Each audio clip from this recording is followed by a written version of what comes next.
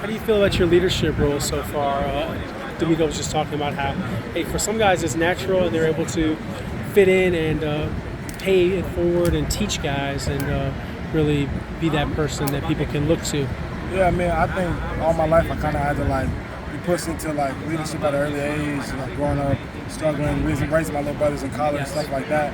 But I also think that it's more with your actions and showing up every day. For me, I'm gonna talk to people because that's just how it's always been.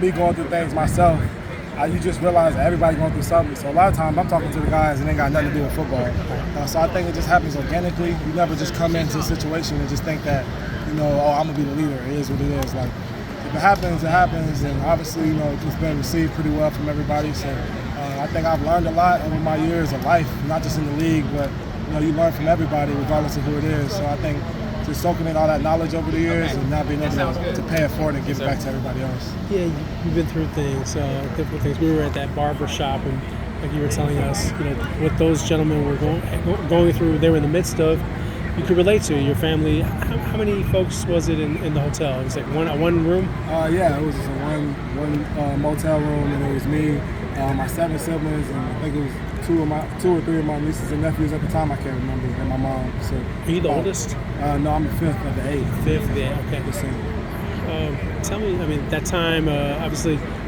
it's what you're used to because it's what's happening, but how did you cope? How did you deal with it? And were you still a happy kid because you all are together in it, that kind of thing? I think I went through phases. Of being very happy-go-lucky. I think in middle school, high school, early on in high school before I started playing football, I got real bitter and angry. And that's why I just felt like I was the only one I knew going through everything I was going through.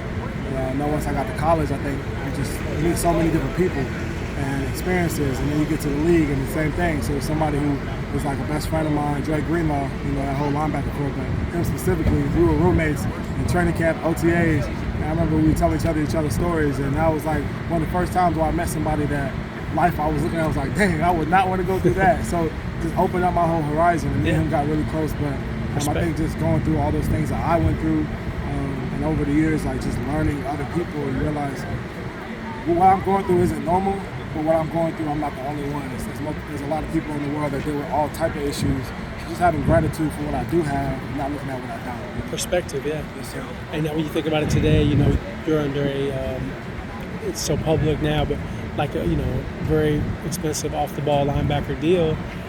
What's the gratitude like, and the thinking hey, there's a lot I can do with that. Yeah. It's because it's generational wealth. Oh yeah, without a doubt. Like I said, it's so crazy because you balance this contentment, versus still trying to pursue more. Because you can't just get satisfied in this league, as you know. Yeah. Every single year, there's somebody different that comes out the woodworks that becomes that guy. And you see the consistent players in the league are the ones who just show up day in and day out, and that's what I want to be. That's what I'm trying to accomplish. So I'm grateful for what I have, and I know it can change a lot of people's lives. But I got that through the work and the consistency of just putting in every single day. So that's why I try to keep going. What was it like when you met some of those gentlemen that Frank was giving the haircuts, and they got more than a haircut? They got some encouragement and teeth whitening and a lot of great stuff that day. Yeah, it was pretty dope because it was just, like I said, just brought you kind of back to a lot of things that I experienced and what I went through. So now my life is completely different. But I think just having humility and just remembering where you came from, it just can help you navigate through the day in and day out of what I'm in right now, because people think you got money now, everything's done, and that's what I thought too until I got here, and then you realize you got different problems, but you're still grateful because they're different problems, so I think it just helps give me a better perspective and remember what I went through. A couple football ones for you. When you think about the kind of team this could be, people are excited about it. How do you see this team, and the vibe you're feeling around here? You've been a part of some great football teams. What do you think this team could be? Yeah, I think the sky's the limit, but me and the other 31 teams think the same thing about their team. So I think it's just realizing what starts to separate each team is not saying expectations of what everybody thinks you're going to be. I was a part of the team my rookie year. The year before in San Francisco, they were in the Senior Bowl.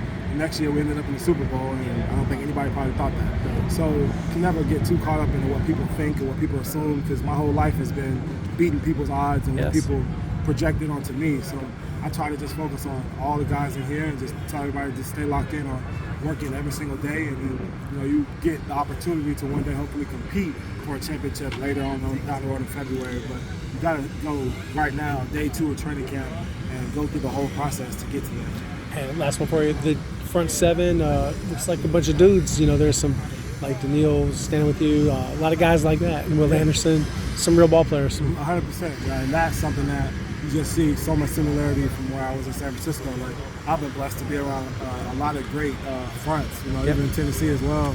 Guys like Jeffrey Simmons, Danico is here with me right now, Arden Key. So I've been blessed with that to, have guys that can get to the quarterback and makes, the back seven, our job a lot easier. And reunited with D'Amico. Yeah, without a doubt. I mean, obviously he's somebody who has helped me and groomed me, Dre, Fred, all of us throughout my whole career up until the time I left to Tennessee. And, a lot of the stuff and the way that I carry myself, a lot of it was learned through him. So I'm definitely grateful.